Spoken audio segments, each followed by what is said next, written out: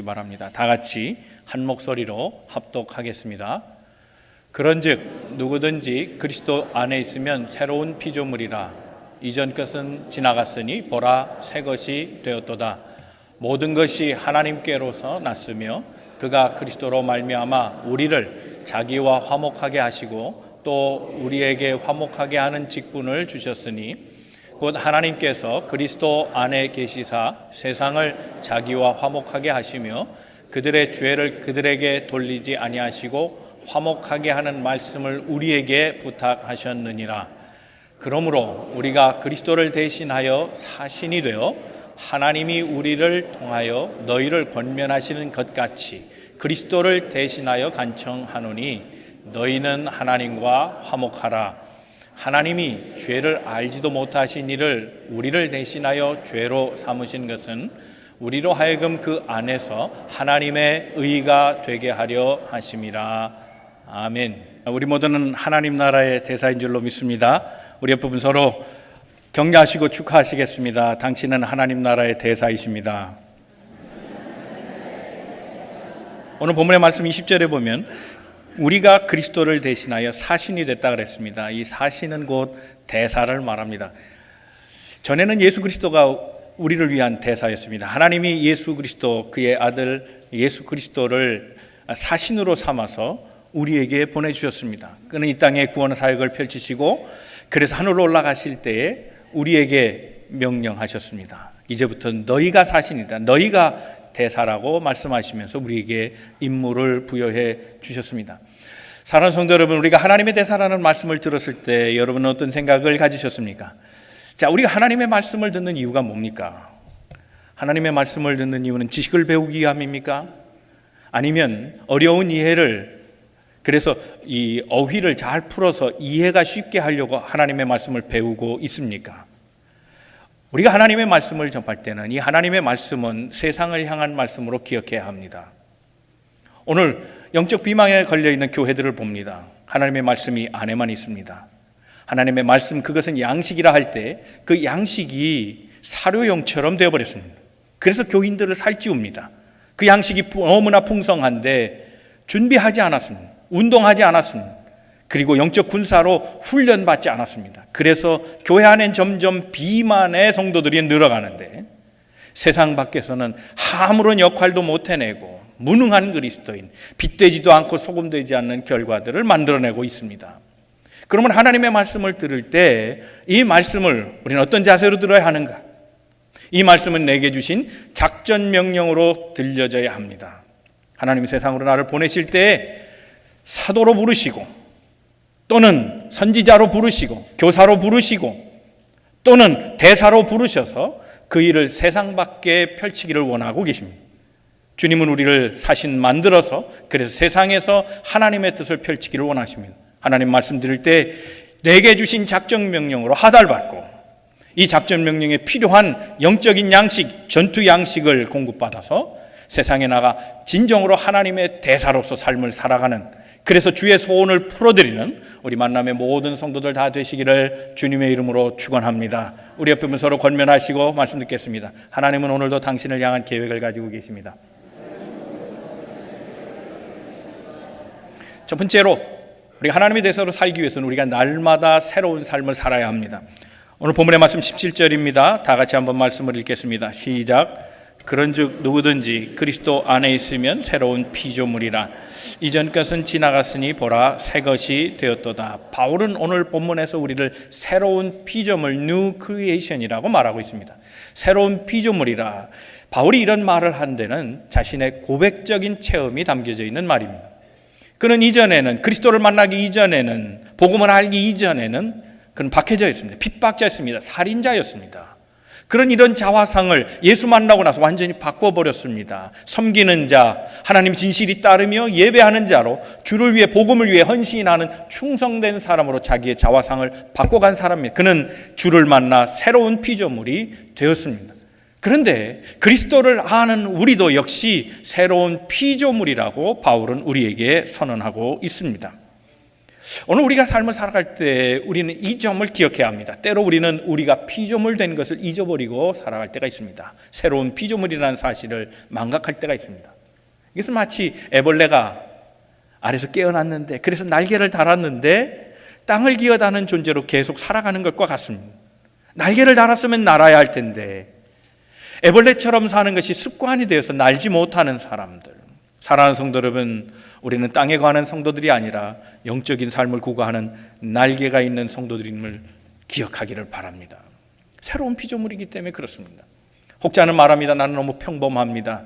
나는 목사도 아니고 장로도 아닙니다. 그래서 나는 너무 평범한 사람인데 내가 어떤 삶을 살아갈 수 있겠습니까? 라고 말할 수 있겠습니다. 그러나 그렇지 않습니다. 우리는 새로운 존재일 뿐만 아니라 가치 있는 존재예요. 세상에 그 어떤 것보다 높으신 주를 소유한 사람들입니다. 예수의 이름을 가진 사람들입니다. 그 이름으로 일하면 어떤 역사도 행할 수 있고, 그 이름으로 구하면 무엇이든지 응답받는 하나님의 피조물인 것을 기억해야 할 겁니다. 그러므로 오늘 우리의 삶에서 날마다 우리는 새로워진 존재요, 더 새로워질 존재인 것을 기억하고, 새로운 피조물은 어떻게 살아가느냐 날마다 생각하고 살아가는 그런 성도들이 되어야 할 겁니다. 우리가 새로운 피조물이라고 말할 때 우리는 그러면 어떻게 달라져야 하는가? 세 가지 영역에서 우리의 삶이 바뀌어야 합니다. 첫째는 언어적인 영역입니다. 우리는 예수 그리스도를 안 다음부터는 우리의 언어가 바뀌어야 합니다. 우리는 세상의 언어에 익숙합니다. 그러나 세상의 언어에 익숙하다고 해서 교회 언어까지 익숙한 것은 아니지 않습니까? 교회 언어를 배워야 합니다. 성경의 언어를 배워야 하고 은혜의 언어를 배워야 합니다. 이 둘이 충돌할 때는 하나를 버려야 합니다. 세상의 언어를 버려야 합니다. 교회 안에 쓰기 적합하지 않은 말은 세상에서도 적합하지 않은 겁니다. 세상에서 적합하다고 또 반드시 교회 안에서 적합한 것은 아닙니다. 그러므로 구별할 줄 아는 지혜가 필요합니다. 하늘의 언어를 배워야 합니다. 감사의 언어를 배워야 하고 은혜의 언어를 배워야 되고 말씀의 언어를 배워야 합니다. 언어가 달라져야 새로운 피조물입니다. 두 번째 영역이 있습니다. 행동의 영역입니다. 우리의 삶의 모습이 달라져야 합니다. 우린 그리스도인입니다. 그리스도를 가진 존재입니다. 그리스도로 살아가야 합니다. 그래서 주님 말씀, 그것이 우리의 삶을 지배하고 주님이 부탁하신 명령들, 이웃을 사랑하고 하나님을 사랑하는 모습을 삶에서 보여주어야 합니다. 일본의 초기 그 선교 역사에 개신교가 들어갈 때의 일입니다. 개신교 선교사가 천황의 마음을 샀습니다. 잘 섬겼습니다. 좋은 말을 해줬습니다. 성서의 교훈을 알려줍니다. 다 듣고 보니 좋은 것 같아서 정말 당신들은 그렇게 사는지 보여달라고 그랬습니다. 그러니 얼마나 좋습니까? 네, 제가 소개하겠습니다. 우리나라를 비롯해서 기독교 국가들, 하나님 말씀으로 사는 국가들이 얼마나 다른지 제가 보여드리겠습니다. 황제가 명합니다. 5명의 신하를 보내서 참관토록 합니다. 그래서 미국을 비롯해 유럽 몇 개국을 순방하게 됐습니다. 그때 그 순방할 때 안내자가 조지 뮬이라고 하는 이 에피스코팔 성공회의 주교였습니다. 그가 이런저런 곳을 다 방문케 하고 마지막에 정리하면서 이제 일본으로 돌아갈 즈음에 사신들을 놓고 이야기합니다. 당신들 천황에 가면 어떤 보고를 할 겁니까? 궁금했습니다. 이 화려한 건물들, 이 높은 수준의 문화들, 젠틀한 사람들, 이게 다 하나님 말씀 때문에 된 거다, 성경 때문에 이렇게 된 거다라는 확신을 가지고 그들에게 다 보여줬는데 참으로 결과가 궁금했습니다. 그런데 사신이 뜻밖의 얘기를 합니다. 하나님의 말씀이 다 옳은 것처럼 느껴지는데 그 말씀으로 사는 사람은 못 봤습니다 라는 보고였습니다. 보여주어야 합니다. 성경 말씀이 옳으면 그것이 우리의 삶에서 성경 말씀이 옳다는 것을 보여줘야 합니다.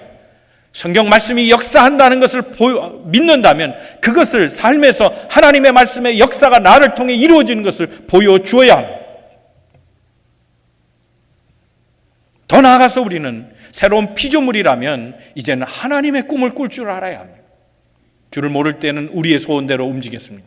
그러나 꿈을 가진 후에는 그 꿈이 나를 이끌어가고 하나님의 꿈이 나의 삶을 이루어 가야 합니다. 그러므로 우리는 하나님께 영광 돌리기 위해 소원을 가져야 합니다. 여러분 잘 아시는 D.L. 무디가 그런 글을 읽었답니다. 세상 사람들은 완전히 헌신된 하나님의 사람들이 어떻게 삶을 변화시키는지 보고 싶다. 세상 사람들이 궁금하다는 겁니다. 예수 잘 믿는 사람은 과연 어떻게 살아가는지, 하나님을 따른다고 하는 사람들의 삶은 어떻게 세상을 바꾸어 가는지 궁금하다, 보고 싶다는 겁니다. 이 글을 읽을 때 D.L. 무디는 작정했습니다. 내가 그런 사람이 되리라 그랬습니다. 사랑하는 성도 여러분, 우리가 하나님의 말씀을 들을 때 우리에게도 마음에 감동이 있기를 바랍니다. 주님, 나도 그 말씀대로 살기를 소원합니다. 주님의 뜻이 그렇다면 저도 주님의 꿈을 갖겠습니다. 그런 마음의 결단이 일어나게 되기를 바랍니다. 여러분, 주께 온전히 헌신하기를 원하십니까? 청년기에 있든 중년기에 있든 노년기에 있든 관계가 없습니다.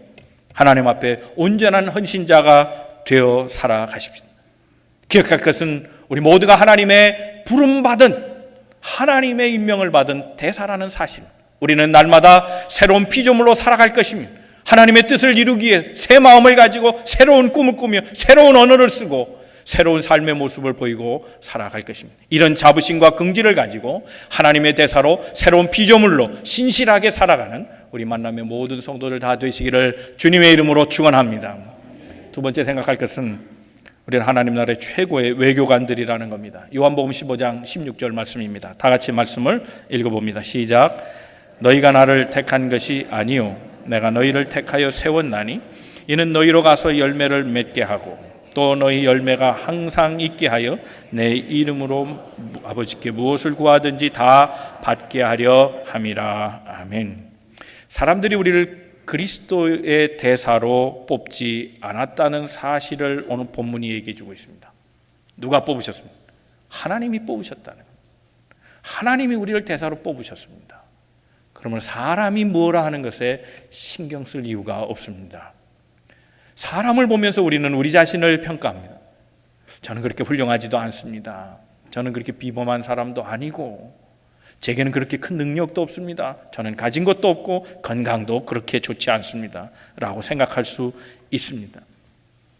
그래서 너는 대사라 말해도 사람을 의식할 때에는 저는 자격이 충분하지 않습니다라는 말밖에 나올 수 없는 겁니다. 그러나 기억할 것은 사람이 우리를 뽑지 않았다는 거예요. 하나님이 우리를 뽑으셨습니다. 가장 적합한 자로, 우리 삶의 현장에 내가 가장 필요한 자로 먼저 불러 택하셨다는 사실을 기억해야 합니다. 저는 정말 평범합니다. 저는 집에 있습니다. 일 안 합니다. 애만 키웁니다. 네. 그러나 그걸로 끝나지 않습니다.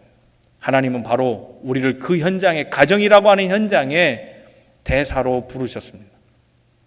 다음 세대, 위대한 세계를 만들어가는 하나님의 꿈을 이루게 하는 다음 세대를 양육하는 대사로 가정에 부르신 겁니다.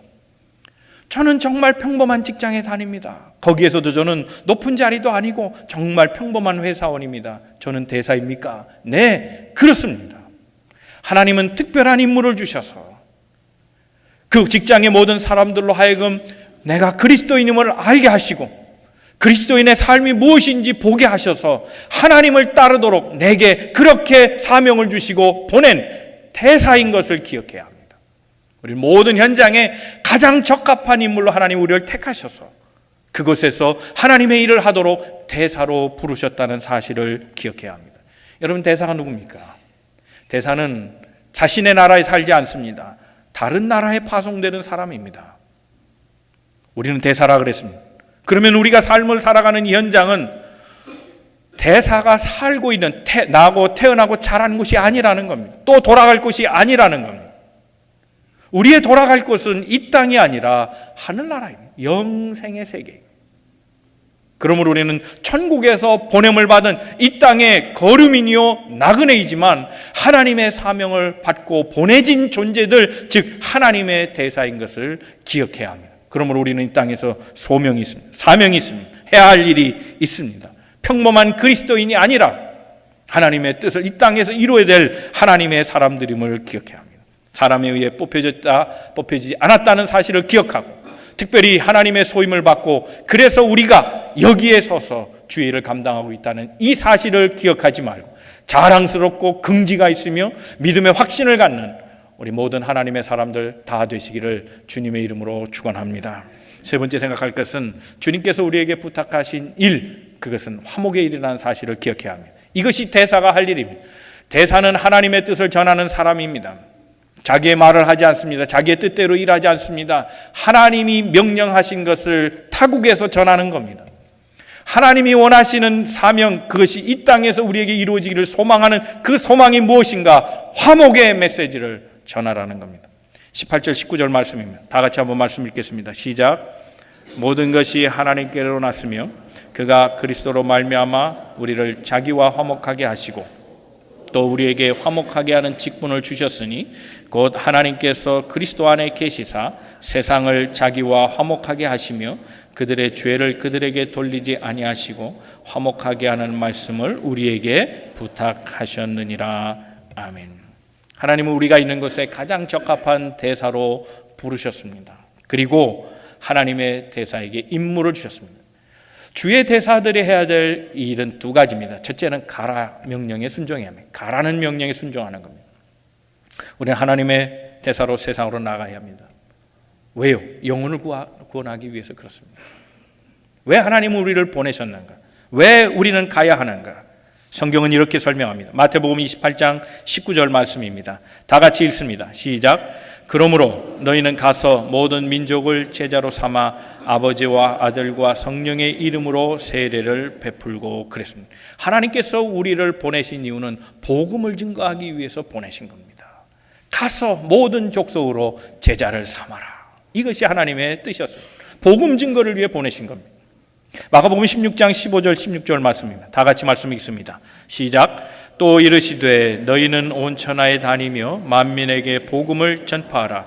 믿고 세례를 받는 사람은 구원을 얻을 것이요 믿지 않는 사람은 정죄를 받으리라 그랬습니다. 온 천하에 다니며 복음을 증거하라. 이게 주님의 뜻입니다. 믿는 사람은 영생을 얻을 것이지만 거부하는 자는 천국에 들어갈 수 없다는 사실, 하나님과 화해하는 길만이 복이요 하나님과 원수되는 일은 불행한 일이라는 사실을 세상에 나가 전하라는 겁니다.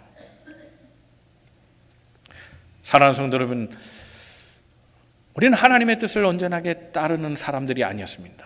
그것은 마치 아담과 하와가 하나님 앞에 순종하지 않은 모습을 보인 것과 같습니다. 첫 사람들은 하나님과 동행하며 살았습니다. 동거했습니다. 공존했습니다. 그런데 사람들은 불순종했습니다. 그때라도 그들은 하나님께로 돌아왔어야 했는데 그들은 주님 앞에 돌아와서 우리가 잘못했습니다 하지 않았습니다. 숨었습니다. 도망갔습니다. 주의 낯을 피해갔습니다. 그런데 주님은 그들을 끝까지 쫓아가셨습니다. 우리 주 하나님, 사랑이 넘치시는 하나님이요 영혼을 버리지 아니하시는 하나님이라 끝까지 추적하면서 내가 어디 있느냐 따라다니셨습니다. 결과적으로 그들은 죄로 인해 에덴을 떠나게 됐지만 하나님은 죄된 인생들을 끝까지 부르시고 추적하셨습니다. 마지막엔 아들까지 보내셔서 우리 죄 많은 인생들을 구원하기 위해 끝까지 달려가 그들을 하나님의 품으로 이끌어내셨습니다. 불순종하는 이들, 멀리 갔던 이들을 하나님 찾으신 겁니다. 이제 그와 같은 일을 우리에게 분부하신 겁니다. 주님을 떠난 사람들, 하나님과 멀어진 사람들, 주의 낯을 피하고 있는 사람들, 영혼의 잠을 자는 사람들, 영혼이 죽어가고 있는 사람들, 아니 그것조차도 깨닫지 못하는 무감각한 사람들, 그들을 향해서 우리가 그렇게 은혜를 받은 것처럼 우리도 다른 사람들을 찾아가 대사로서 주님과 화목하게 하는 일을 하게 하신 겁니다. 그래서 가야 합니다. 그래서 영혼을 구원해야 합니다. 복음을 들고 가서 모든 족속으로 제자를 삼아야 하는 겁니다. 두 번째, 나아갈 때 생각할 것이 있습니다. 화목의 메시지를 반드시 가지고 가야 합니다. 개인의 의견을 전달하면 안 됩니다.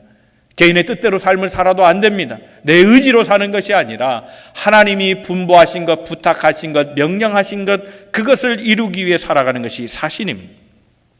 20절 말씀입니다. 다 같이 말씀을 읽겠습니다. 시작. 그러므로 우리가 그리스도를 대신하여 사신이 되어 하나님이 우리를 통하여 너희를 권면하시는 것 같이 그리스도를 대신하여 간청하노니 너희는 하나님과 화목하라. 너희는 하나님과 화목하라. 이 말이 무슨 말입니까? 하나님과 화목하는 게 뭡니까? 이 말을 많은 말로 설명할 수 있지만 짧게 간단하게 분명하게 말할 수 있는 것은 순종입니다. 하나님의 말씀에 순종하는 것이 화목의 길을 여는 겁니다. 어느 화목한 가정이 있었답니다. 남들이 다 부러워하는 가정입니다. 화목하지 못한 가정의 친구가 이 화목한 가정에 가서 그 비결을 배웠습니다. 여보게 친구, 자네 가정은 왜 이렇게 화목한가? 무슨 이유에 형제들이 애들이 많은데 어떻게 그렇게 화목한가? 그 비결을 알려줄게. 그런데 그 친구는 대답 대신에 다른 걸 보여줬습니다. 큰아들에게 명령합니다. 아들아, 뒤뜰에 가서 감 따와라. 가을이 아닙니다. 감은 열었는데 아직 감이 다 팔았어요. 못 먹을 감입니다. 그런데 이 큰아들은 예, 알겠습니다 아버지. 토를 달지 않았습니다. 안 돼요 아버지, 제정신이에요. 무슨 소리를 하는 겁니까? 망령이 드셨습니다. 얘기 안 했습니다. 그죠? 아버지가 명령하신 것 순종합니다. 한 광주리를 따옵니다. 거기서 끝난 게 아닙니다. 둘째 아들을 부릅니다. 아들아, 외양간에서 소 풀어놓고 지붕에 올려라. 네, 지붕을 올립니다. 사다리를 놓고 소를 지붕 위에 올려놓습니다. 거기서 끝나지 않았습니다. 셋째 아들을 또 불러서 명령합니다. 예, 냇가에 가서 소금 한 푸대 씻어와라. 물에다 소금을 씻어오는 거예요. 아버지 제정신입니까? 말하지 않았습니다. 왜요? 한마디 질문도 없습니다. 그저 아버지가 말씀하신 걸 순종했다. 순종. 무릎을 탁 치며 이웃의 친구가 깨달은 것이 있습니다. 이 가정의 화목의 비결은 아버지의 말씀에 순종하는 데 있다.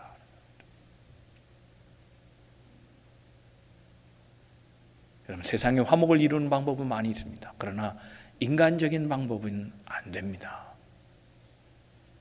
하나님께 순종하는 것만이 답입니다. 하나님과 화해하는 방법, 하나님과 화목한 방법은 하나님의 말씀에 순종하고 돌아오는 것밖에는 없습니다. 이 일을 맡은 자가 우리라는 겁니다. 이 화목의 메시지, 하나님께 순종하십시오, 하나님께 돌아오십시오, 하나님만이 우리의 구원자이십니다 라는 말을 전하는 것, 이것은 우리에게 전도의 사명으로 이해될 수 있습니다. 우리가 아시다시피 전도는 매우 어렵습니다. 참 힘듭니다. 그러나 전도는 포기할 수 없는 겁니다. 왜요? 우리가 누구인지를 알고 우리가 무엇을 해야 되는 사람인지를 분명히 정했다면 이 사명은 피해갈 수 없는 겁니다. 힘들어도 해야 되는 것이고, 불가피해도 해야 하는 것이고, 알지 못해도 해야 하는 것이고, 부족해도 해야 하는 겁니다. 시간이 없어도 해야 하는 겁니다. 환경이 만들어지지 않아도 이 사명은 꼭 이루어야 하는 겁니다.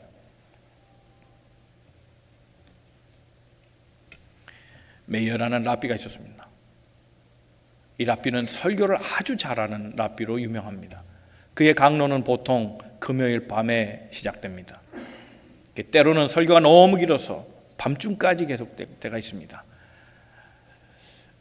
유대인 가운데 특별히 이 메이어 랍비의 설교를 좋아한 한 여인이 그날따라 늦어지는 설교 때문에 집에 귀가가 늦어지게 됐습니다.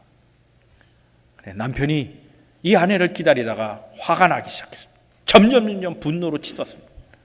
유대인들은 저녁이 바쁩니다. 금요일 저녁이. 왜냐하면 주일은 일을 안 하기 때문에, 그러니까 안식일을, 토요일은 노동을 안 하기 때문에, 그래서 미리 밥을 준비해 놓지 않으면 막상 안식일에 먹을 게 없습니다. 그러니 여자들이 제일 바쁜 시간이 금요일 저녁입니다. 그런데 집에서 밥은 안 하고 뭐가 좋다고 무슨 남자의 강연을 듣는다고 그렇게 돌아오지 않으니 화가 난 겁니다. 잔뜩 화가 났습니다. 아내가 다 끝나고 집에 귀가합니다. 그런데 문을 열어주고 들어오지 못하게 합니다. 어디 갔다 이제 왔어? 소리를 내. 말씀 듣고 왔지요. 그러면서 화를 내면서 하는 말이, 그 랍비에게 침을 뱉고 오지 않는 한 집에 들어올 수 없어. 그럼 문을 콱 닫아버렸습니다. 어쩔 수 없이 친구 집에서 잠을 자기 시작했는데 이게 길어집니다. 원치 않는 별거가 돼버렸습니다. 랍비에게는 침을 뱉을 수 없습니다. 그러므로 한편으로는 또 집에도 들어갈 수 없는 상황이 되고 만 겁니다. 이 얘기가 메이어 랍비에게 전해졌습니다. 랍비가 고민하면서 기도합니다. 어느 날 이 랍비가 여인을 부릅니다. 그리고 말합니다. 얼마 전에 갑자기 눈이 매우 아프기 시작했는데 누가 그러던데 여기에 어떤 남자의 타액을 여기다가 뿌리고 씻으면 낫는다 그러더라. 제발 부탁인데 내 이 눈에 침 좀 뱉어줘 그랬습니다.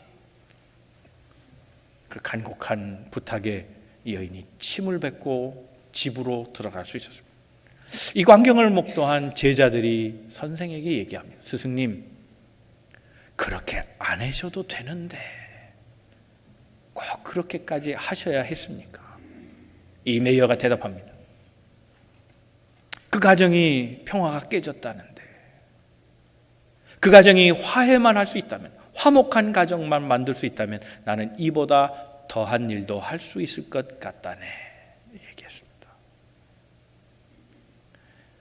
이보다 더한 일도 할 수 있는 사람들이 그리스도인입니다.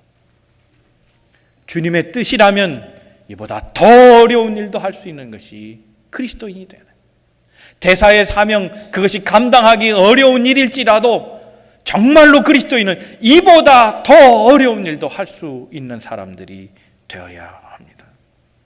그러나 염려하지 마십시오. 주님께서는 우리에게 대사의 직분을 감당하러, 그래서 복음을 증거하러 화해의 메시지를 가지고 나가는 자에게 그냥 보내지시 아니하죠. 주의 능력과 권세를 함께 주어 보내신 줄로 믿습니다. 이것을 안 초대교회 사람들은 복음을 증거할 때 그들 힘으로 하지 아니하고 예수의 이름으로 전파했던 것을 기억하기를 바랍니다. 내가 은과 금은 없지만 내게 있는 것으로 내게 주노니 곧 나사렛 예수 그리스도의 이름으로 일어나 걸으라 말씀했습니다. 내가 너를 고칠 수 없으나, 내게는 그런 능력이 없으나 내가 예수의 이름으로 선포하느니 병에서 고침을 받아라 말한 겁니다. 예수의 이름으로 나아갈 때 능력이 행해졌습니다.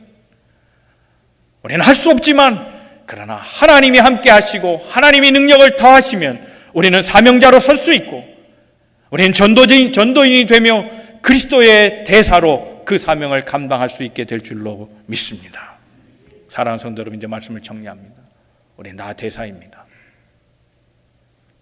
우리가 스스로 원하는 것이 아니라 하나님이 가장 적합하다, 우리 삶의 현장에서 내가 필요하셔서 나를 대사로 임명해 주셨습니다. 우리는 대사로 살되 이 땅에 거하는 사람들이 아니라 하늘나라의 소임을 갖고 보냄을 받은 사람인 것을 기억하기를 바랍니다.